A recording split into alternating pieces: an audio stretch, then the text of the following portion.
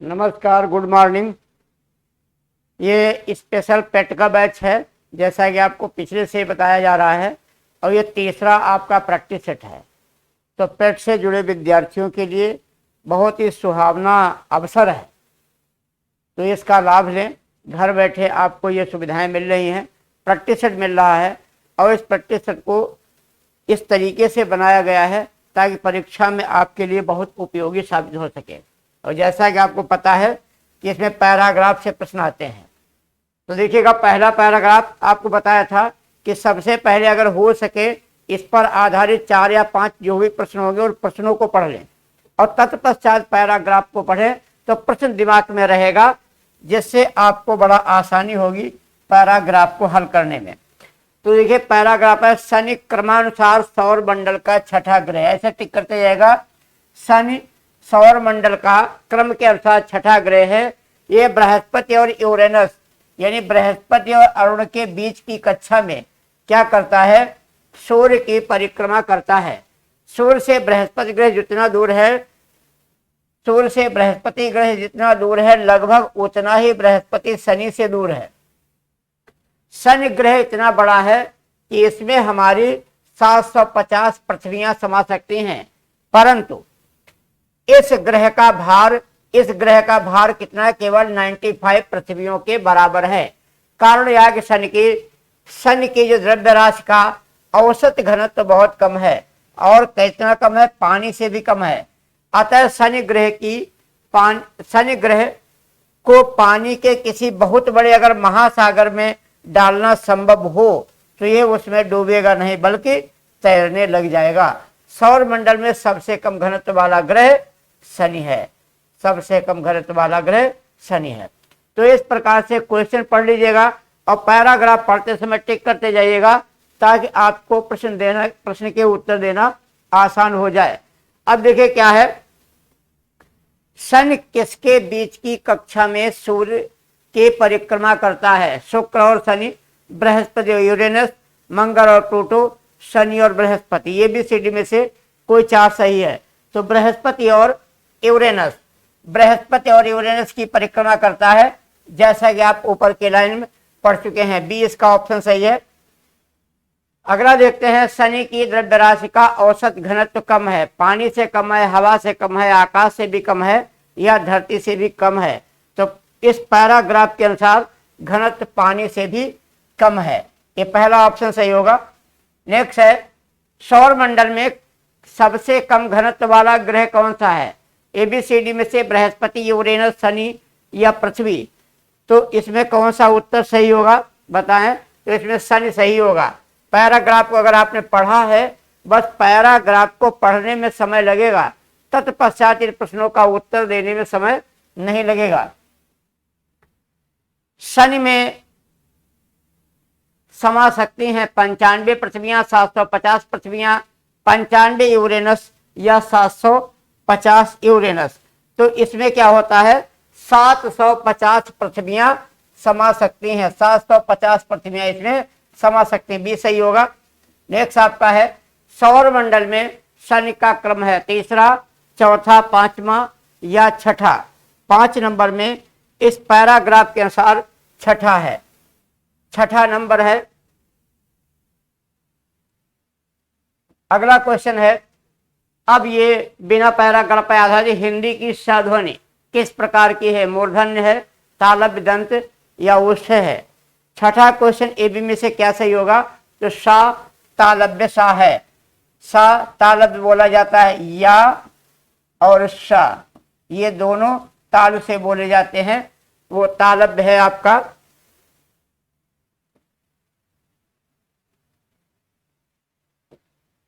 B option सही होगा, तालव्य।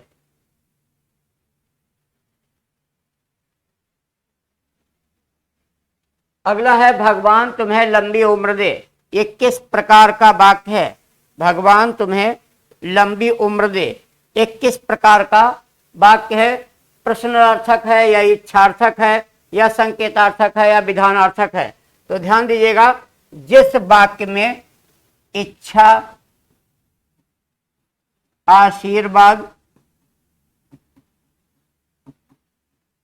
शुभकामना आदि का बोध होता है, वो इच्छावाचक वाक्य कहलाता है। यहां तो पता ही प्रश्न किया जाएगा। संकेत एक टर्म होता है, पिताजी आ जाए तो हम बाजार जाएंगे। अब विधान में क्या होता है, किसी कार्य का होना, किसी कार्य का होना दिखाना चाहिए। तो इस प्रकार से कौन सा आपका सही है, आपका बी ऑप्शन सही है, ये इच्छार्थक वाक्य है। अगले प्रश्न की ओर चलते हैं। संज्ञाओं के साथ आने वाली विभक्तियों को क्या कहा जाता है, संश्लिष्ट, विश्लिष्ट और श्लिष्ट या इनमें से कोई नहीं। एबीसीडी में से क्या सही रहेगा, तो ध्यान दीजिएगा। वैसे भी हिंदी एक विश्लिष्ट भाषा है, ये देवनागरी लिपि, तो इसमें पूछा गया है संज्ञाओं के साथ आने वाली विभक्तियां क्या होती हैं। विश्लिष्ट का मतलब होता है, ये विश्लिष्ट होते हैं यानी अलग। विश्लिष्ट का मतलब होता है अलग, और संश्लिष्ट का मतलब होता है जुड़ा, जुड़ा हुआ। अब ध्यान दीजिएगा, विभक्ति कारक की विभक्तियां होती हैं, का, की, के। ये विभक्तियां क्या है, ने है, में, पर या काकी के, ये सब विभक्तियां हैं। तो पूछा गया संज्ञाओं के साथ विभक्ति। देखिए, अगर हमने लिखा राम, राम क्या संज्ञा, राम ने, संज्ञा कर्ता कारक की विभक्ति है। किसकी विभक्ति है, कर्ता कारक की विभक्ति है, तो क्या है, अलग से है। तो संज्ञा के साथ विभक्ति संश्लिष्ट, विश्लिष्ट होती है, अलग होती है। और सर्वनाम के साथ जो होती है, अगर होगा हमने, सर्वनाम के साथ क्या होती है, जुड़ी हुई होती है, यानी संश्लिष्ट होती है। तो संज्ञाओं की विभक्तियां ध्यान दीजिएगा, अगर संज्ञा के साथ हैं तो विश्लिष्ट है, और अगर सर्वनाम के साथ हैं तो संश्लिष्ट है। बी पॉइंट आपका सही होगा। अगला है, महात्मा का संधि विच्छेद क्या होगा, महान प्लस आत्मा, मह प्लस आत्मा, महा प्लस आत्मा या म प्लस आत्मा। एबीसीडी में से क्या सही होगा, तो महात्मा दीर्घ स्वर संधि है, ये होता है महा प्लस आत्मा, महा प्लस आत्मा होना होता है इसका, यानी यहां पर बड़ा आ प्लस बड़ा आ मिलकर के बड़ा हो गए, ये दीर्घ स्वर संधि है। और दीर्घ स्वर संधि में सजातीय स्वरों का मेल होता है, सजातीय स्वरों का मेल होता है। परीक्षा में क्वेश्चन किसी भी प्रकार का आ सकता है, तो ये आपको ध्यान रखिएगा। महा प्लस आत्मा, वह आत्मा जो महान है, कर्मधारय समास हो जाएगा। इसके बाद आपका आता है, अगला क्वेश्चन है, दक्षिण की मीरा किसे कहा जाता है, यानी किसको, कौन ऐसा व्यक्ति है इसमें से जिसे दक्षिण की मीरा के नाम से जाना जाता है। सुभद्रा कुमारी चौहान, महादेवी वर्मा, पुष्पा मैत्रेयी या अंडाला। दक्षिण की मीरा अंडाला को कहते हैं। ध्यान दीजिएगा, भारत में भक्ति सबसे पहले दक्षिण भारत में आई, और दक्षिण भारत में 12 थे अलवार संत, अलवार संत। इन 12 में एक महिला थी, एक महिला संत थी। इस महिला संत को ही अंडाला कहा गया। दक्षिण से उत्तर में भक्ति लाए थे रामानंद जी। तो ये आपको ध्यान रखना है, अंडाला। महादेवी वर्मा को आधुनिक मीरा कहा जाता है, आधुनिक मीरा महादेवी वर्मा को कहा जाता है। तो आपका जवाब कौन सा सही होगा, डी अंडाला। नेक्स्ट क्वेश्चन है, निर्गुण संतों में सर्वाधिक सुशिक्षित कौन सा संत था। जो निर्गुण संत थे, कबीर के समय के संत थे, उनमें सबसे ज्यादा शिक्षित कौन था, धर्मदास, सुंदरदास, दादू दयाल और रैदास। तो ध्यान दीजिएगा, सबसे सुंदर वो सुशिक्षित सुंदरदास थे इसमें, और बाकी लगभग ये सब लोग अशिक्षित थे। धर्मदास भी थोड़ा बहुत पढ़े लिखे थे। नेक्स्ट क्वेश्चन है आपका, अकाल पीड़ित में समास होगा, अकाल पीड़ित, अकाल पीड़ित में कौन सा समास होगा, कर्मधारय, द्विगु, द्वंद्व, तत्पुरुष या बहुब्रीहि समास। तो अकाल पीड़ित में इसका अगर विग्रह करके देख लो आ जाएगा, अकाल से पीड़ित। तो अकाल से पीड़ित, अकाल क्या हो गया? एक करण कारक हो गया। ये कौन सा कारण हो गया? करण कारक। ये साधन हो गया, करण कारक हो गया। तो जहां पर दो पदों के बीच कारक चिन्ह आए वो तत्पुरुष होता है। अगला प्रश्न, भूतकाल के कितने भेद हैं? 2, 3, 5 या 6? भूतकाल के कितने भेद हैं? तो ध्यान दीजिएगा, भूतकाल के भेद हैं 6। भूतकाल के 6 भेद हैं। कौन सा? सामान्य भूत, आसन्न भूत,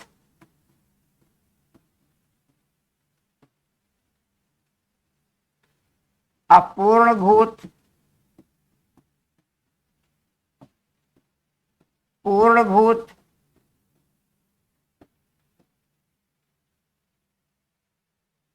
संदिग्ध भूत,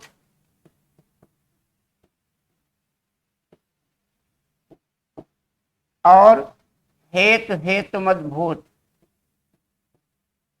हेतुमद भूत। तो 1, 2, 3, 4, 5 और 6 भेद होते हैं भूतकाल के, जो आपके सामने लिखे हुए हैं। नेक्स्ट क्वेश्चन है आपका, उन्मूलन का विलोम क्या होगा? आमूलन, निमीलन, समूलन या रोपण? शब्द का अगर आपको अर्थ पता है तो आप उसका जवाब बहुत आसानी से दे सकते हैं। परीक्षा का मतलब यही होता है, और इतना फास्ट, इतना तीव्र आपको इसलिए बताया जा रहा है क्योंकि इसमें जो 10 क्वेश्चन आएंगे वो पैराग्राफ होगा, और पैराग्राफ आपके समय को ज्यादा ले लेगा, तो अन्य प्रश्नों को करने के लिए समय आपके पास कम रह जाएगा। तो उन्मूलन का मतलब होता है खत्म करना, समाप्त करना, समाप्त करना। तो किसी को समाप्त करना या उखाड़ना या नष्ट कर देना तो हो जाएगा रोपण।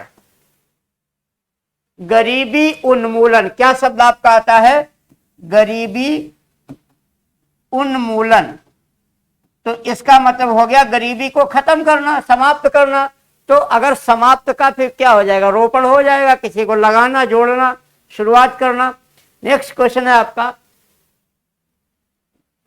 क्वेश्चन नंबर 15, कौन सा शब्द दास का पर्याय नहीं है? इसमें 4 शब्द लिखे हैं, अनुचर, परिकर, भृत्य और सेवक। इसमें कौन सा ऐसा है जो दास का पर्यायवाची नहीं है? अनुचर, परिकर, भृत्य और सेवक। तो परिकर जो होता है इसका मतलब कमर होता है, बाकी सभी दास के यानी नौकर के पर्यायवाची हैं। केवल इसमें कौन सा शब्द नहीं है? परिकर। तो इस प्रकार से तीव्रता के साथ, शीघ्रता के साथ ज्यादा से ज्यादा क्वेश्चन को हल करना है और सही सही जवाब देना है। तो आज का प्रश्न यहीं पर समाप्त होता है। कल फिर हम आपको नए 15 प्रश्नों के साथ मिलेंगे। तब तक नमस्कार, जय हिंद।